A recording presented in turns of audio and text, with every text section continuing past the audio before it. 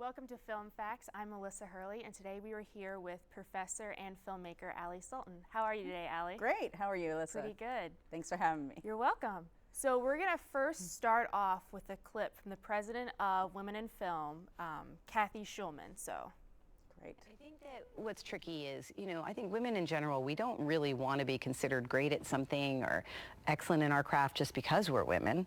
We all want to be filmmakers. We want to be writers. We want to be producers. I think it is our responsibility to point out that was a female filmmaker, that was a female writer, that was a female director.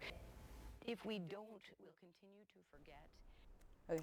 So what do you think about her statements? I've heard a lot of people say things similar to that before. I missed the end of the audio of that clip, but I think basically what she's saying is that a lot of women want to be recognized for their work and not the fact that they're a woman director, but they're a director or a screenwriter. I think I think that's totally valid and wonderful, and we should all be judged on the quality of our work. At the same time, there's a massive discrepancy in the amount of work that's being promoted and distributed by women. So it's wonderful to say I'm a filmmaker, but if your films don't get seen, that's a big problem. Yeah, it hurts. Yeah. So according to a study by the USC Annenberg, there's almost 6 male directors for every female director. How do you think the industry can change this? Yeah, and that statistic is across all media. When you look at just film itself, the statistics are even worse. 97% of films directed in the 2014 to 2015 year of feature films were directed by men, and only 3.4% were directed by women. And so TV is better for women.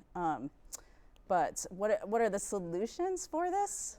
It really comes down to studio executives, the gatekeepers, I guess, who are putting things on television, putting things into theatrical distribution. They need to take a look at who their audience is and kind of have a bit more of an open mind when they decide what is going to get greenlit.